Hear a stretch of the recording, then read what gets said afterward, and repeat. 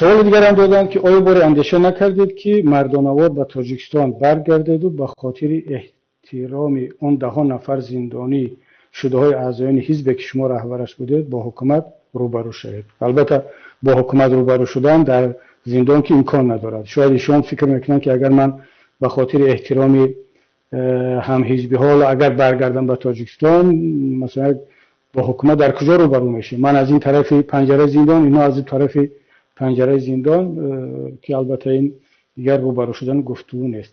خب دوام سوال این است که آنها چیکار کنند؟ صبر و تحمل کرده عمر خود را در زندان ها گذرانند یا از قسمت خود ببینند یا بازگشت شما را انتظار شوند، منتظر شوند که شاید حکومت دیگر شود، رژیم تغییر یابد، رحمان آنها را عفو سازد یا شخص دیگر پرزیدنت شود. ببینید همه این سوال هایی که شما گذاشتید مطرح هستند. یکی از اینها اگر انجام شود ان شاء الله که اون برادران آزاد خواهند شد. البته اگر مثلا یک نفر دیگر به جای رحمان بیاد که مثل رحمان فکر کند، رهبریش مثل اندیشهش مثل رحمان باشد، که تغییراتی نخواهد کرد. اما اگر یک نفر عاقل‌تر، آگاهتر و تفکرش ملی‌تر اگر بیاد، حتما که وضعیت این برادران تغییر خواهد کرد، یا رژیم تغییر کند، حکومت دیگر شود، یا یگان شرایط خاص دیگری با وجود بیاید که این برادران آزاد شوند، که تمام زحمت و تلاش ما و دیگر دوستان در خارج در صف مخالفین یکی از هدفها همین است. اما سوال شما این است که آیا شما باری اندیشه نکردید که مردانوار به تاجیکستان برگردید؟ اتفاقا همین سوال در چند جای دیگر هم هست. اگر مبادا دوستان دیگر همین سوال رو گذاشته باشند، من در همین جا جواب عمومی دهم به این سوال، به نظرم کافی است. نگردیم بعداً به سوال‌های شما، چون خیلی هم زیاد میپرسن که چرا شما از تاجیکستان رفتید و حتی بعضی کلمه فرار رو استفاده میکنن. شما فرار کردید، خویش و تبار رو ماندید، اعضای حزب رو ماندید، دیگر و دیگر. این دوستی عزیز هم یک کمی با ادبانه این مسئله رو مطرح کردن. ببینید من خدمت شما آقای ساربان و دیگر دوستانم عرض خواهم کرد که برآمدن من از تاجیکستان 16 مارس 2015 بود، دقیقاً 2 هفته بعد از انتخابات پارلمانی، و هدفم شرکت در کنفرانسی بین‌المللی مالزی بود که اونجا سخنرانی بود. بعداً گفتم بیام نزد فرزندان استانبول که تقریبا 3 سال باز، یعنی سال 2012 در استانبول زندگی میکردن، فرزندان اونجا تحصیل میکردن، اونها را سر بزنم و برگردم با تاجیکستان. وقتی که نمایندگان حکومت قبل از سفرم آمدن گفتن که شما نروید از تاجیکستان، نباید بروید، و در سطح رئیس کمیته امنیت هم این صحبت شده بود. گفتم برای چی؟ گفتن که خب حالا رهبریت کشور لازم دانست که شما باید در داخل کشور باشید، در منزل باشید، حتی سفرهای منطقه‌ای نکنید، از دوشنبه بیرون نروید، چون که خب ما کفالتی هیچی را داده نمیتونیم. یادم هست حتی میخواستم کلاب روم، اجازه نشد که کلاب روم. تقریبا 1 هفته بعد از انتخابات خواستم که به ولایت‌ها سر بزنم، مردم رو برای شرکت در انتخابات تشکر بگم و بگم که خب این انتخابات همین تقلب شده، شما زحمت کشیدید و یک مینه‌داری از مردم کنم. خیلی تهدیدآمیز گفتم که شما حق ندارید از دوشنبه برای با مردم اصلا ملاقات کنید، مثل حبس خانگی. ولی بازم گفتم اگر حبس هم کنید من کلاب میرم، حداقل تا کلاب میرم، چون روزی ملاقات با اعضایان و طرفداران حزب در کلاب بعد از انتخابات تعیین شده است. من اونها رو وعده دادم. گفتم در راه هر حادثه شدن ممکن، گفتم خب دیگر نصیب باشد، هر چی در تقدیرمون. خلاصه ما حرکت کردیم. بعد گفتن خب 2 ماشین اجازت است، از 2 ماشین بیشتر نروید. شما تصور کنید رهبر یک حزبی اون زمان قانونی و برای ملاقات با هم حزبی خود به دوشنبه می رود، میگن که شما حق ندارید. بعد که مجبور شدن گفتن که 2 ماشین بیشتر نروید. ما در 2 ماشین در وحدت تفتیش معلوم است که اگر اونا ایستادن، رقمای ماشینی که ما پیدا شد، میلیسیونرها زود بین راه بارت خبر میتن که گذشت از پست ما، پست بعدی در وحدت، در نورک، در دنقره چند مراتب در درآمد کلاب ماشینا رو تحقیرآمیز تفتیش میکنن، همه رو پیاده میکنن بیرون و ما 1 ساعت دیر به کلاب رسیدیم. خلاصه اعضای حزب در کلاب تهدید کردن که شما نبیایید جلسه، اونها هم جمع شدن. ما 1 نیم ساعت نشستیم، خداحافظی کردیم، برگشتیم به دوشنبه و فضا رو طوری ساختن که ما دیگر باید در حبس خانگی بشینیم. با وجود این هم من گفتم که میروم سخنرانی میکنم در مالزی و برمیگردم. شما دوستان عزیز ببینید وقتی که من رفتم مالزیا یک هفته بعد استانبول آمدم، دقیقاً در اولهای اپریل، یعنی آن زمانی که من آماده برگشتن به دوشنبه داشتم و جلسه ریاست حزب رو هم تعیین کرده بودیم، پروکراتور گنرالی تاجیکستان در روزنامه جمهوریت اظهارات پخش میکند که نسبت من پرونده جنایی باز شده است. خب یعنی چی پرونده جنایی باز شده است؟ من بیام در فرودگاه دوشنبه حبس میکنم.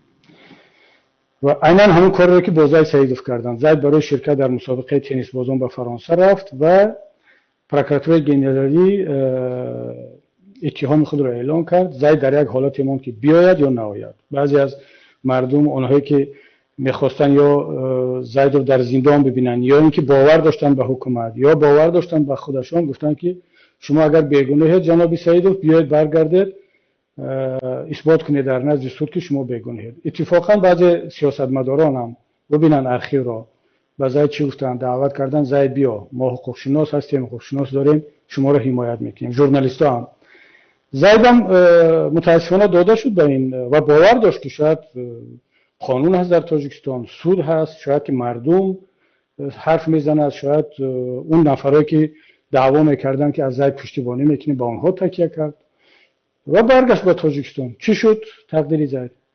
اتفاقا من در همون شب روز در مغرب بودم، مراکو کنفرانس بود، زنگ زدم که زید رو پیدا نکردم. شمس‌الدین سعیدوف برادر عزیز ما در آلمان خواهش کردم که زود فرانسه برو جای زید رو پیدا کن و برسان که نرود بهترش ماند در خارج تا وقتی که مسئله کمی معین شود. شمس‌الدین زنگ زد گفت که رسوندم، گفت که بله مثل که وضعیت خوب نیست برای رفتن، نمی رود. و من خواهش کردم که به من زنگ زند. متاسفانه در وقتی که من فرودگاه رباط بودم یک زنگ آمده است ندیدم. بعداً زنگ زدم که تلفن زیدم خاموش. بعد فهمیدم که همون وقت فرانکفورت پرواز کرده است و دیگر ما نتونستیم نه زنگ بزنیم به دیگر و بالاخره رفت و گرفتار شد. حالا این قصه تلخی زید دیگه طبیعی است که برای منم یک درس بود. چرا من برگردم به تاجیکستان و وضعیت این باشد؟ با وجود این هم شما اگر اهمیت داده باشد، پروکراتور گنرالی بعد از یک هفته هم خاور و هم دیگر سایت ها از سایت جمهوریت برداشتن این اظهارات پروکراتور گنرالی رو از سایتشون که دیگر نبود در آنجا. ما این رو همچون سیگنال برای آن قبول کردیم که این اشتباهشون رو درک کردن که هیچ پرونده ای نیست و باز هم در فکر برگشتن شدم که شاید اون یک اشتباهی بود. بالاخره مسئله به شورای سیاسی نهضت کشیده شد و در شورای این رو مشورت کردیم. یادم هست من از استانبول آنلاین در جلسه شرکت کردم و شورای سیاسی تصمیم گرفت که رهبر حزب در خارج باقی بماند تا حل شدن بعضی مسائل ها، چون که خطر خیلی زیاد است.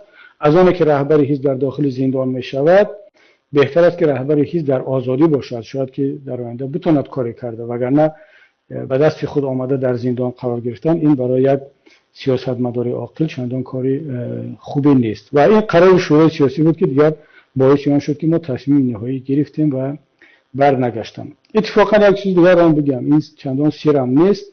وقتی که باز هم من گفتم در جشن 27 ایون در جشن وحدت همون سال 2015 شرکت میکنم، یکی از مسئولین دولتی که قبلا باز همکار منظورم در پارلمان بود و بعدا وظیفه گرفت در یک مقامات، گفت که زنگ زد اون چون فهمید است که من آمدنیم، گفت که من خواهشم این است چون دیگر حرفی من همچون حرف یک دوست تنها قبول نکن، کسی که از این کوخنی خبر دارد اشتباه زید رو تکرار نکن. همین قدر بود و تلفن رو خاموش کرد. دیگر طبیعی است که برای ما چون یک شخص مقامدار بلند و دوستی هم زید و هم ما این حرف رو میزند، دیگر مسئله خیلی روشن بود. بنابراین دوستان عزیز، برای یک رهبر سیاسی کاری آسان نبود تصمیم بگیرد که در خارج ماند یا در داخل برود در وقتی که بالای حزبش اینقدر فشارها هست. و تصمیم ساده نبود، آسان نبود، هنوز هم آسان نیست. هنوز هم هر باره که فکر میکنم درباره آن که میرفتم خوب بود، آیا در پهلوی برادران مینشستم اونجا راحت تر بود از لحاظ فکری و معنوی، یا در اینجا بودنم بهتر است که میتونم کاری رو انجام دهم برای اونها. جواب یافتن دشوار است، هنوز هم جوابی مشخص نداریم، اما هر چی خدا خواسته بود همون شد. اما دوستی عزیزم ساروان، ببینید اگر در داخل زندان می بودم فقط حالا گفت شما در دوام سوالتون اینجا گفتید که اگر من زندانی میشدم و برمیگشتم، حتی گنرال ها و حکومتی هم شاید به من احترام قائل میشدن که خب این جوانمردی کرد و برگشت. اگر اونها احترام قائل میشدن به زید قائل میشدن. دوستی عزیزم، به زید چیکار ها کردن؟ چی تحقیر؟ شما رسانه‌ها رو خوندید، این سکلانکای و تحقیر کردن و مالکیت رو کشیده گرفتن. دقیقاً همون کار را که با زید کردن با ما هم میکردن. اگر اونها با گفت شما اینقدر آدمگری و اینقدر شهامت می‌داشتن، این کار رو با زید میکردن، کار رو با محمد رضا اسکندرов میکردن، این کار رو با دیگر کسانی میکردن که در پهلویشان کار میکردن. من که همیشه با آنها در مخالفت بودم، رهبر یک حزب اپوزیسیونی بودم در داخل. زید اعضای حکومت بود، محمد رضا اعضای حکومت بود، غفار میرزایف و دیگر شخصیت‌ها اعضای حکومت بودن. با آنها چیکار کردن؟ وقتی که با آنها احترام ندارن، که با آنها همنشین، شاگرد، استاد، پس به من اپوزیسیونر، این گنرال ها و حکومتدارانی به گفت شما حکومتی احترام میکردن تنها به خاطر اون که من برگشتم به وطن. البته که نمیکردن و ما هم محروم میشدیم از اون حالتی که امروز میتونیم به این جوان ها کمک کنیم. ببینید الان پرونده زید، پرونده محمد علی حیید، پرونده بزرگمهر به سازمان ملل رفت. باری اول در تاریخ فعالیت اپوزیسیونی حقوق بشری تاجیکستان پرونده زندانی های سیاسی به سازمان ملل می رود و کمیته حقوق بشری سازمان ملل قرار قبول میکند درباره آنکه از حکومت تاجیکستان طلب کند که هم اینها را آزاد کند و هم جبران بدهد به اینها برای پامال کردن حقوقشان. الان پرونده 11 نفر دیگر از زندانی های سیاسی در مرحله بررسی است. خب اگر اپوزیسیون در خارج نمی آمد، این کارها تشکیل نمیشد، فعالیت نمیشد، در زندان می بودیم همه، کی میکرد این کارها را در بیرون؟ مگر همین کسانی که تا امروز بودن. حالا بالفرض ما در زندان می بودیم و شاید دیگر دوستان زحمت میکشیدن، اما بالاخره این همه مدیریت میخواهد، اینا همه تلاش زحمت میخواهد، هماهنگی میخواهد و من فکر نکنم که یک بار همه در داخل زندان نشستن رهبران اپوزیسیا به نفع ملت و دولت می بود. خب ببخشید یک کمی جواب به سوال شما طولانی تر شد، اما چون سوال ها خیلی مهم بودند. و در آخر این دوستی زمان باز انا خواهش خوب کرده است که خوبش با جسارت تام از سیاست دور شوید، خاموش و آرام در کنار استید. بس است مسخره کردن مردم و مسخره کردن سیاست و مسخره کردن حزب نهضت اسلامی تاجیکستان. من تشکر میگم که واقعا دلتون به مردم و به حزب نهضت اسلامی تاجیکستان میسوزد. منم بارها فکر کردم و حالا هم دارم فکر میکنم که اگر کنار بروم الان به نفع مردم است، به نفع ملت است، به نفع حزب است و در مجموع به نفع کشور است، یا در سیاست هنوز هم باشم و کاری را انجام دهم. خب بالاخره این تصمیم شخصی نیست. شاید برای منم راحت‌تر است که الان بروم کنار و دیگر دوستان این زحمت ها را بکشن، اما وجدان انسان اجازه نمیده. چگونه من کنار میروم وقتی که برادران من در زندانند؟ حالا کنار رفتن به معنای چی؟ شاید که بهترش بگوید که مسئولیت رو به یک کسی دیگر بسپار، یک کسی دیگر رهبر باشد، من مثلا معاون باشم، مشاور باشم، یک مسئولیت دیگر در حزب بگیرم، این مسئولیت خوب می بود. اما آن که من کنار بروم، دوستی عزیز، من کنار نخواهم رفت تا وقتی که زندانیان سیاسی هستند. من این را قبلا هم گفتم، حالا هم میگم که کنار نخواهم رفت، مبارزه رو ادامه خواهم داد ان شاء الله با کمک شما هم. ولی اگر ببینم با دوستان که لازم است که من از این مقام ها کنار بروم، یک مسئولیت دیگر بگیرم، چشم، حتما در این فکر هستیم. خدمت شما هم عرض شود که 2 مرتبه تا امروز استعفا دادم. یک مرتبه در اولین جلسه شورای سیاسی نهضت بعد از انتخابات که ما با پارلمان راه نیفتیم، خودم استعفا را اعلام کردم، گفتم برادران این فرهنگ سیاسی است که یک رهبر بعد ناکام شده در انتخابات کنار برود، چه انتخابات تقلبی بود نبود، حالا این فرهنگ سیاسی است. اما دوستان گفتن که تا انجمن حزب که ماه سپتامبر برگزار می شود 6 ماه دیگر بیسته، در انجمن ان شاء الله که ما شما را هم جواب میدیم و یک رهبر دیگر انتخاب میکنیم که متاسفانه حکومت اجازه نداد که این انجمن برگزار شود. و من در جلسه ریاست حزب در 2016 در استانبول از اعضایان ریاست خواهش کردم که به من 2 سال وقت دهید، منو به استعفا رها نکنید. در 2 سال من وظیفه خود میدونم که حزب رو از نو جمع کنم، ساختارها رو در خارج بسازم، بعد خودم استعفا خواهم رفت. که 1.5 سال بعد ما ساختار حزب رو ساختیم، حزب فعالیت رو در خارج شروع کرد. من استعفای خود رو دوباره اعلان کردم در جلسه ریاست. باز هم ریاست خواهش کرد که یک مدت دیگر هم تا دیدن چند مسئله دیگر این مسئولیت به دوش ما